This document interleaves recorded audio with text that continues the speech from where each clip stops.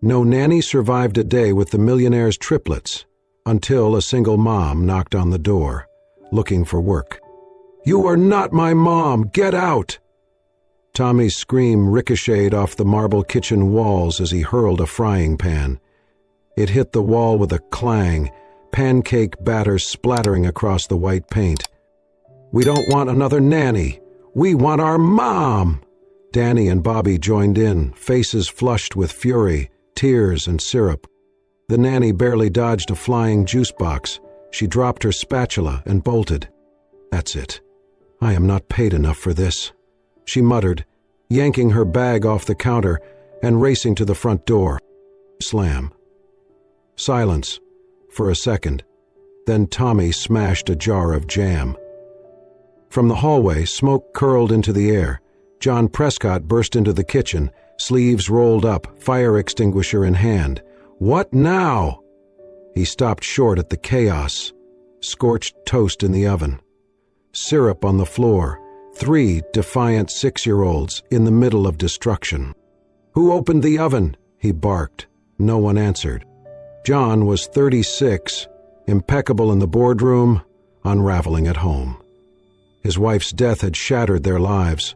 21 nannies had come and gone in 6 months. He could build a billion-dollar company, but he could not keep a caregiver under his roof. A knock came at the door. Tommy growled, "Tell them to leave." Another knock, then a calm voice. "Hello? Is this the Prescott residence?" John sighed. "Stay here." He opened the door to find a woman with a suitcase and a small child by her side. She looked about 28, long blonde hair in a braid, green eyes steady. Her shirt was clean but faded. "Linda Carter," she said. "I came about the nanny job." Next to her stood a little girl, maybe 5, holding a stuffed fox and staring wide-eyed at the mansion. John blinked. "This isn't a good time?" Linda nodded. "I figured." A crash came from the kitchen behind him. "I said no peanut butter!" Danny screamed. John sighed. "We're having a moment." Linda glanced inside, then to her daughter. "Lily, wait right here." Without waiting for permission, she stepped past John into the house. He stared, stunned, then followed. Linda paused at the edge of the kitchen. She took in the mess, chairs overturned, flour on the floor, 3 furious boys. Tommy sneered. "You're the new nanny? You won't last till lunch."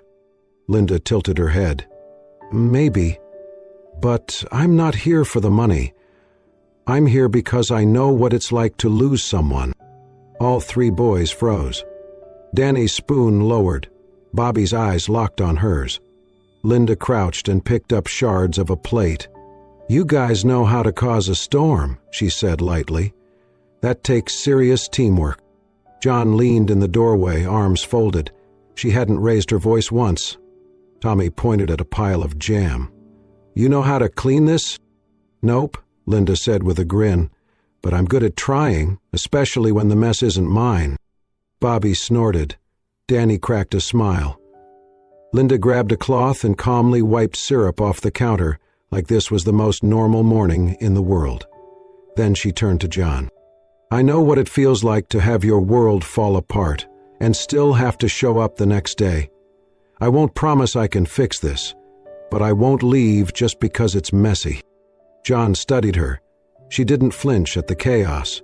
Her voice was calm, her presence strangely grounding. Maybe, just maybe, she would stay.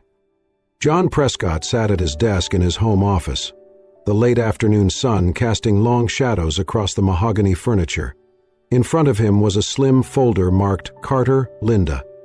He opened it, more out of obligation than interest, expecting the same polished resume he had seen 22 times before, degrees, accolades, glowing references. But Linda's resume was different. No college degree, high school diploma, a few unfinished credits from a community college.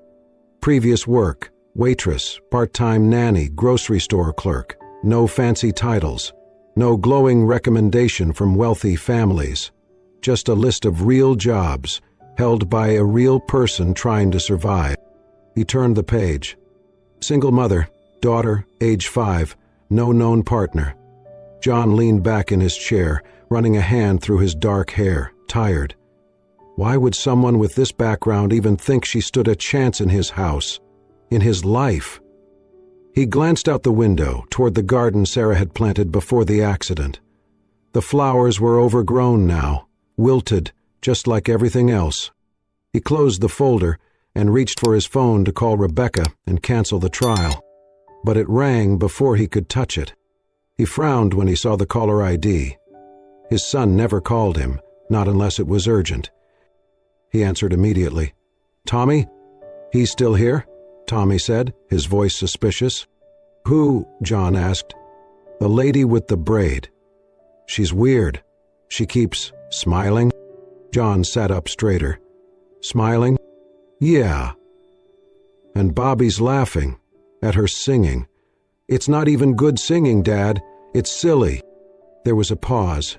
"She's not like the others," Tommy added. John was already grabbing his keys. 20 minutes later, he stepped into the front door of the mansion, briefcase still in hand, shoulders tight. He expected chaos, screaming, another broken dish. Instead, he heard music. Not real music, humming, bad humming. He walked slowly toward the sound. In the living room, Linda was scrubbing a sticky red trail of juice from the wall. Her shirt sleeves were rolled up and her face was flushed from the effort. Lily and Bobby stood nearby, clapping their hands in rhythm as Linda hummed an upbeat tune that made no sense, but had all the right energy. "Faster!" Bobby shouted. Linda obliged, humming faster, scrubbing harder, pretending it was part of some magical cleaning spell. "Now, slow like a turtle," Lily squealed. And she slowed it down with dramatic flair, making them laugh harder. John froze. Bobby was laughing, not just smiling, laughing. Full, belly-deep laughter that hadn't existed in their home since Sarah died. He stood quietly in the doorway, watching. Linda hadn't seen him yet. She was still humming, wiping the wall, and letting the two children lead the moment like they were stars of a show only they could understand. No instructions, no demands, just presence. And patience. He had hired experts before. People with degrees, people who spoke in theories and plans. They all failed, but this woman, with no formal credentials, had made his son laugh within hours of meeting him. Later that night, after the kids had gone to bed, Linda sat on the edge of the mattress in the guest room, brushing Lily's hair with gentle strokes. The little girl was already half asleep, her tiny fingers wrapped around the tail of her stuffed fox. Linda's mind drifted. 7 years ago, she sat alone in a fluorescent-lit clinic, staring at a pregnancy test. The father had walked out without a word. No job, no degree, no family support. She had $86.00 in her bank account, and fear flooding every part of her. She almost made a choice that day. A choice she could never take back. But then she heard Lily's heartbeat for the first time, and everything changed. That tiny pulse gave her a reason to keep going. Survive. To fight. Back in the mansion, John leaned on the kitchen counter, arms crossed, thinking about what he had seen. Linda had not lectured the children. She had not ordered them around or demanded respect. She had simply existed with them, in their mess, in their noise, in their pain. And for the first time in months, the pain had quieted, just a little. He did not know who Linda Carter really was yet. But something about her told him. She understood broken things, because she had been one herself. The war began at breakfast. Linda stepped into the kitchen at 7:30, aiming sharp, wearing the same faded blue button-down shirt from the day before and a fresh smile on her face. She greeted each of the triplets by name. Tommy ignored her. Denny muttered something about too cheerful. Bobby looked at her shoes and giggled. That should have been her first clue. She made it 3 steps in before realizing her socks were soaked. She slipped slightly, looked down, and saw clear bubbles seeping through her shoes. "Liquid soap, a lot of it." "You guys sabotaged my shoes?" she asked, her tone calm. Danny shrugged. "We didn't want you to feel too clean." Bobby burst out laughing. Linda slipped her shoes off without a word and patted across the floor in her damp socks, grabbing a paper towel to wipe the foam. "That's fair. I like to feel grounded." Tommy raised an eyebrow. "You're not going to yell? Would that help you feel better?" she asked, turning to face them. They blinked, confused. Linda gave a small shrug. "If you're mad or scared or trying to test me, I get it. But if you just want me to leave, I'll tell you now, I won't leave just because my feet are wet." The boys exchanged glances, unsure what to make of her. That afternoon, while Linda helped Lily set the table for lunch, her phone vanished. Gone. She checked her bag, her jacket, the kitchen counter. "I must have misplaced it," she said aloud. Tommy, sitting on the floor nearby, picked at a string from the rug. "Maybe it ran away. Phones do that sometimes." "Yeah," Bobby chimed in, "especially when people don't belong here." Linda looked at them for a long moment, then smiled and said, "Well, I hope it left a note." She returned to cooking without scolding, without accusing, and without showing anger. The third strike came after lunch. She walked into the living room to find her clean blouse covered in green and purple marker. Her name had been scrawled across the back in childish handwriting, followed by "Go home," not "Mom." She stared at it in the hallway mirror. Then she walked to the playroom, where all three boys sat in a fortress of couch cushions. "Just wanted to check," she said, arms crossed. "Should I keep the shirt, or is there a part 2 to this plan?" Danny looked guilty. Bobby hid behind a pillow. Tommy crossed his arms defiantly. "You don't belong here," he said coldly. "None of them did." Linda stepped into the fortress and sat on the floor. "Then maybe it's time I told you something you should know about me." They watched her carefully. "I was 17 when I found out I was pregnant," she began, voice low. "I was scared, alone. My boyfriend disappeared. I had no home, no job, and no clue how to be a mom. I walked into a hospital, planning to give Lily away. Even Lily looked up from her drawing. But when she was born, the nurse gave me a tiny pink blanket and a bracelet, one that had belonged to my mom when I was a baby. My mom had died years earlier, but someone had saved it. I remember holding that bracelet and thinking, I do not know how to be a mom, but I know what it feels like to be left." Her voice cracked, just for a second. Tommy's expression softened, but his fists stayed clenched. Denny asked, barely above a whisper, "You got left too?" Linda nodded slowly. "More than once." There was silence for a moment. Tommy said, "We don't want to like you." Linda didn't flinch. "I know, because everyone we like leaves." "I know that too." Tommy's lip trembled. "What if you leave?" She leaned forward. "Then I will tell you goodbye, and I will tell you that it had nothing to do with how lovable you are. It would be because sometimes grown-ups make promises they don't know how to keep. But I won't lie to you, Tommy. I'm here now, and I'm not scared of your anger. I know anger is just pain dressed up in armor." He looked at her, really looked at her. She was not perfect, not polished, not bulletproof, but she was honest, and that was something no one else had dared to be. Danny finally moved to sit closer to her. Bobby peeked around the pillow and crawled over, wordlessly curling into her side. Tommy stared a little longer. Then he whispered, "I don't want to be mad all the time." Linda reached out her hand and didn't say anything. He took it. The living room had transformed.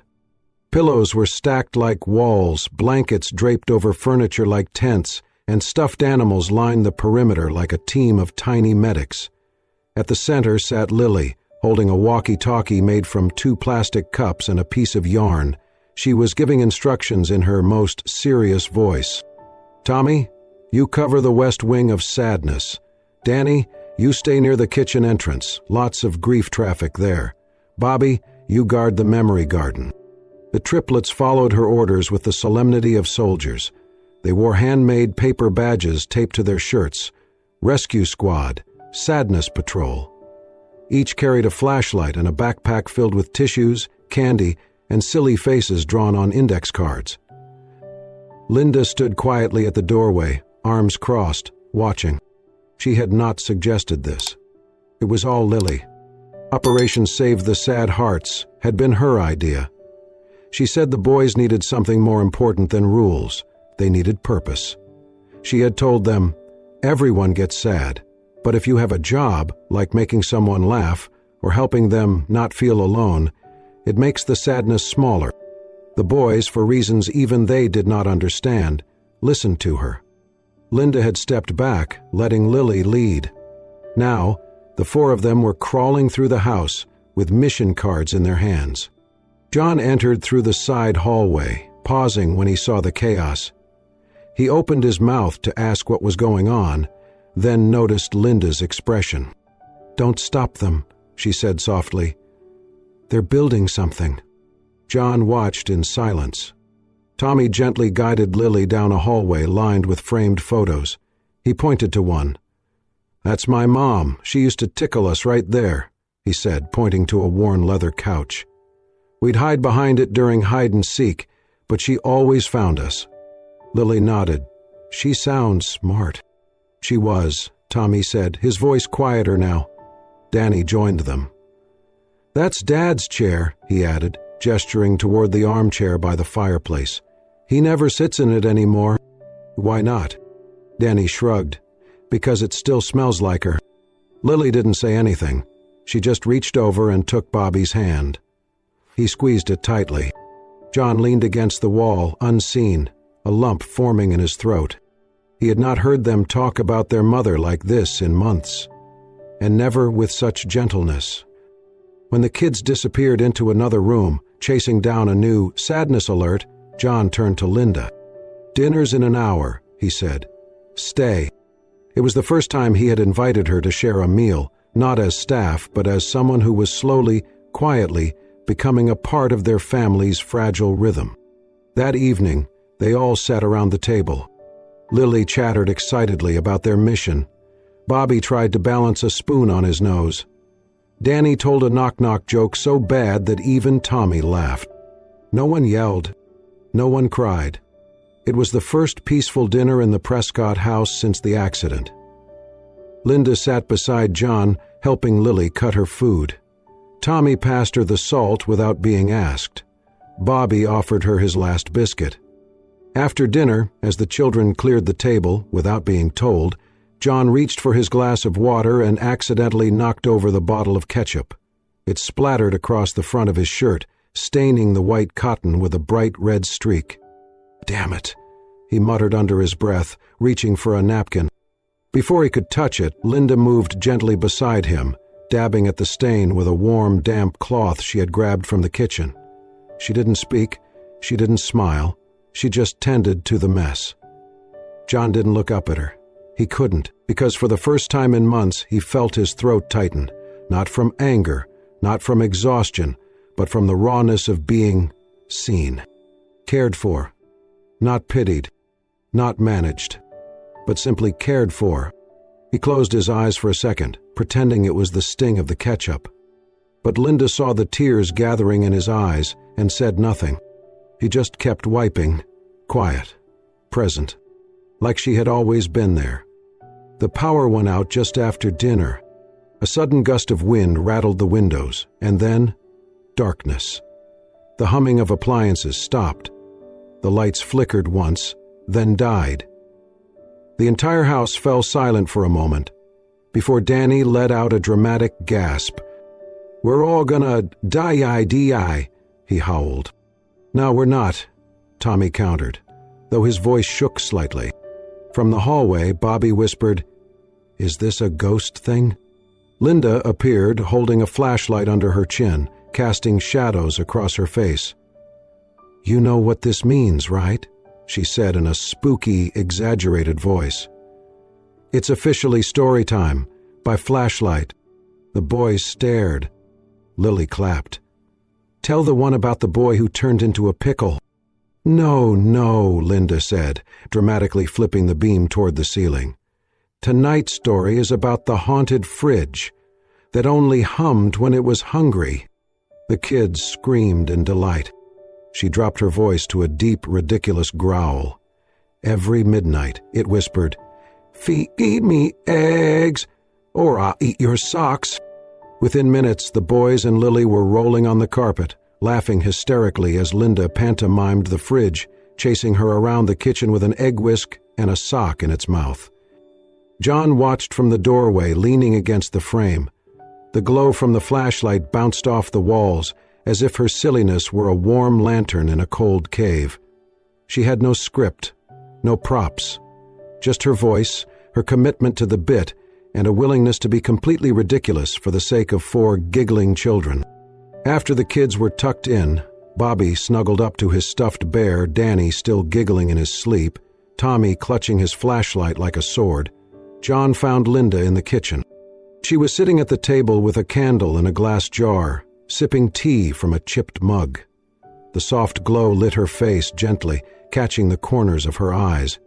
"You didn't have to go full horror comedy," he said, walking in.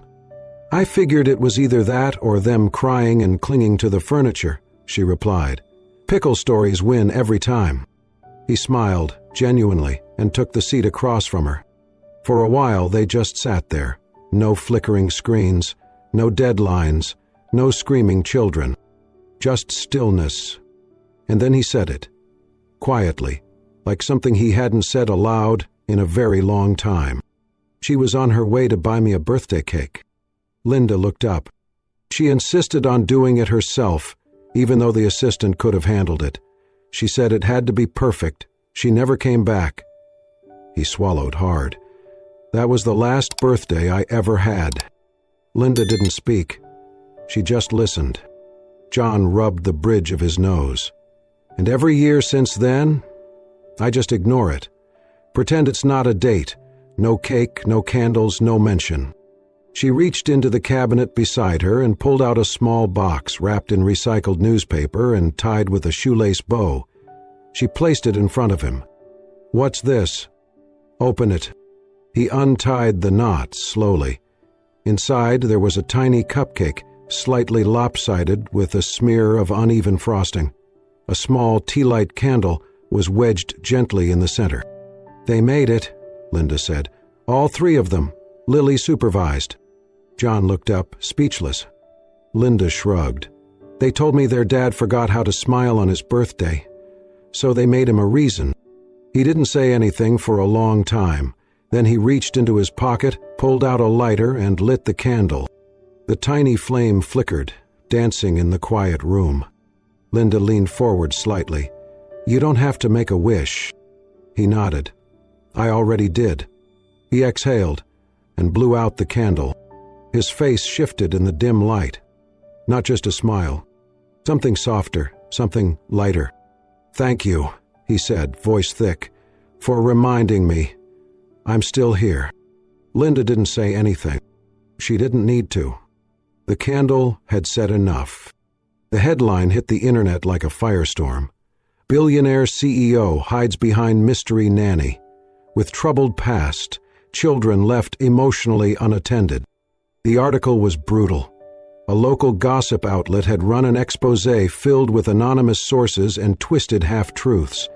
They painted John as an absent father, too grief-stricken or disinterested to care for his own children. But the worst part was the profile on Linda, dug up from public records, online rumors, and scraps of past struggles. Former waitress, single mother, no formal education, once seen at a shelter, questionable emotional stability. Linda stood in the kitchen, reading it from her phone, silent. Lily clutched her hand, looking up at her with concern. "Mommy, are we in trouble?" "No, sweetheart," Linda said gently, kneeling down to kiss her forehead. "We're not the ones lying." By noon, Child Protective Services had called.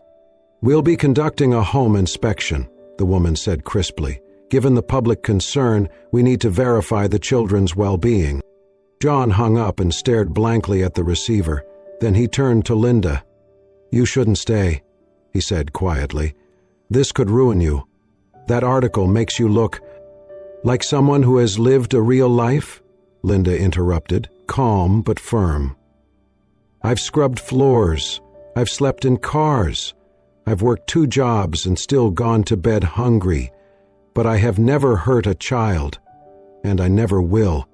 John exhaled.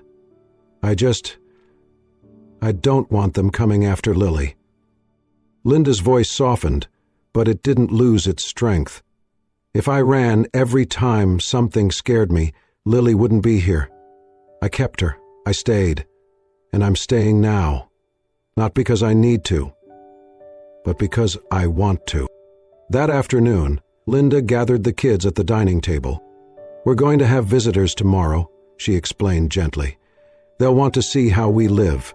Not just how clean things are, but how kind we are." Tommy frowned. "Why? We didn't do anything wrong?" "No, sweetheart.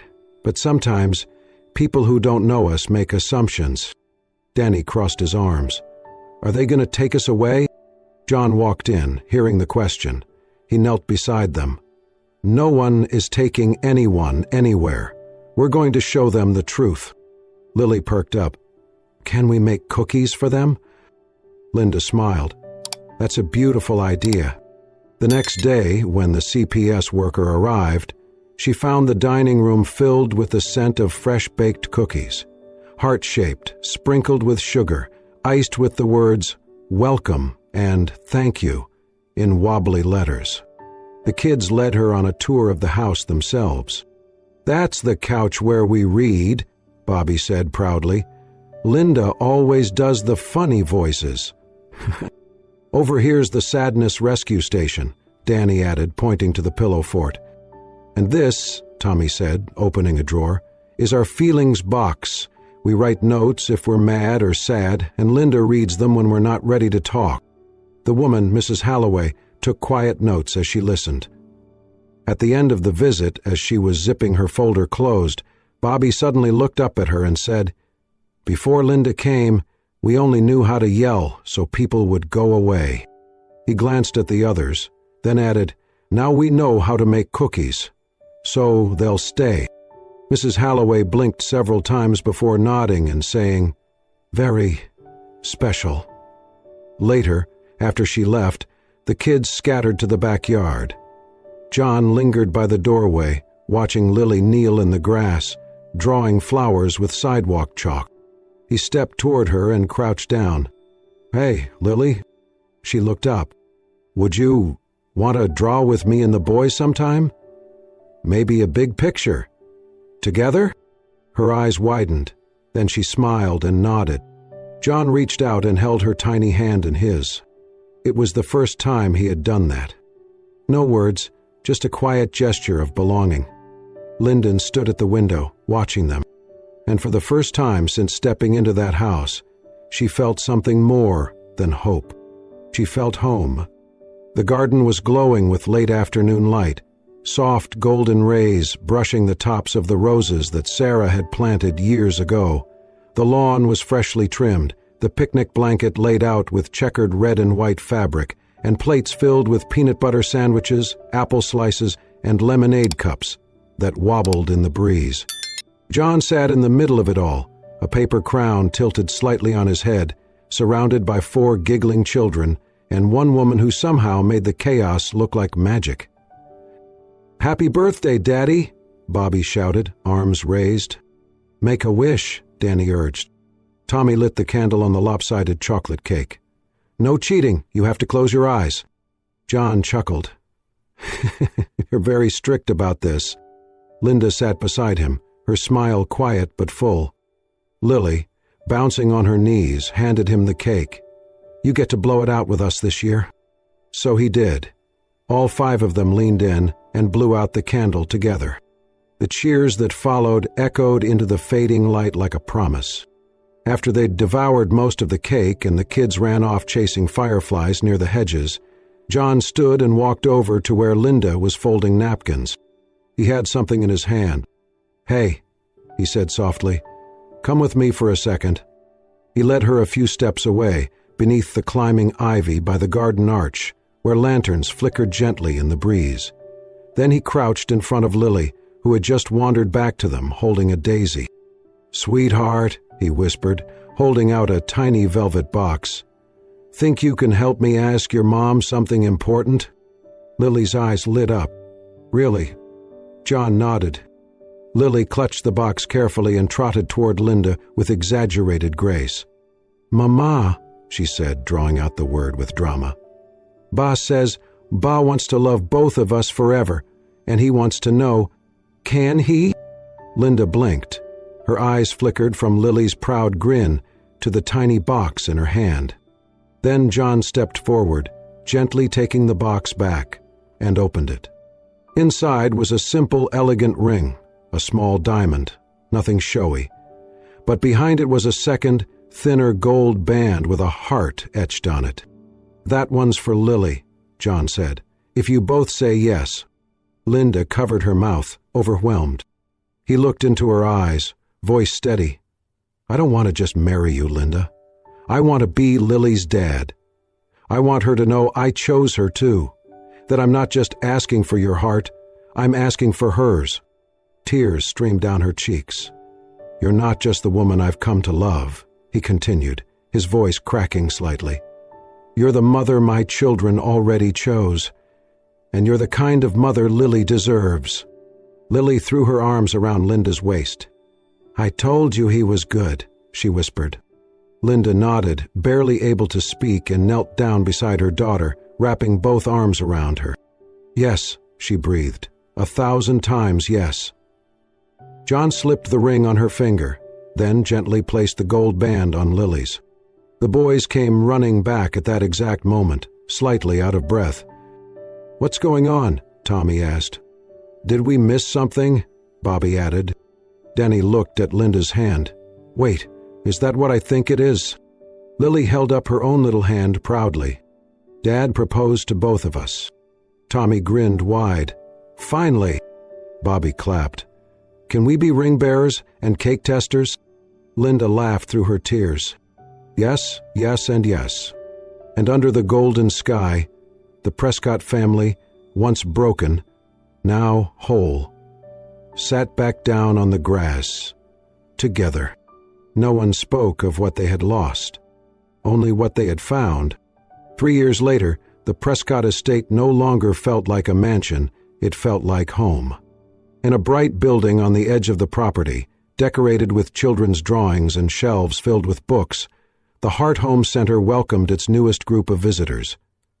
The foundation, started by John and Linda, had become a safe haven for children coping with loss, trauma, or abandonment. It was a place where healing did not begin with rules, but with understanding. John, once buried in boardrooms and bottom lines, now spent his mornings teaching music to the children, letting tiny fingers pluck the strings of guitars and press the keys of pianos. In the afternoons, he was in the garden, hands in the dirt, laughing as Lily and the boys chased butterflies between tomato plants. Every morning, John walked Lily to school, holding her hand like it was the most important job in the world, and every evening he was there at her bedside. One night, as the moonlight filtered through her window, Lily sat up with a book clutched to her chest. "Daddy," she whispered, "will you read this one? I picked it just for tonight." John smiled and sat beside her. "For you," he said, taking the book. "I'd read it 1,000 times." Outside the room, Linda stood in the hallway, unseen, watching them through the door, cracked open just enough. Her heart swelled at the sight. The man she once thought untouchable, now fully rooted in fatherhood, in love, in life. Tears slipped silently down her cheeks. But they were not sad tears. In her newest book, resting on her nightstand, the dedication read, "Sometimes the best things come from the pieces we once thought were too broken to mend, as long as we choose not to walk away, Elsie." The next weekend, the family spread out a picnic blanket beneath the old oak tree. the same one where John had once proposed. Lily passed around sandwiches while Bobby proudly poured lemonade without spilling. Danny handed out paper napkins, and Tommy, now a little taller and a little wiser, sat quietly beside Linda. "Linda," he said, voice low but steady, "thank you for not leaving when we were probably the easiest to walk away from." Lyndon touched his cheek. "I never saw kids trying to push people away," she said softly. "I saw kids crying for someone to stay." Tommy nodded, then looked at Lily, who was leaning against John's arm. "My mom used to say, 'Love sparkles like stars,'" Lily said, almost to herself. "But I think she was wrong." Everyone turned toward her, curious. "I think real love doesn't sparkle," she continued. "It just stays, even when it would be easier to go." No one said anything for a moment. Then John pulled them all close, his arms around Linda, his sons, his daughter. Together, chosen, and finally, home. If this story touched your heart, reminded you of the power of second chances and the beauty of chosen family, then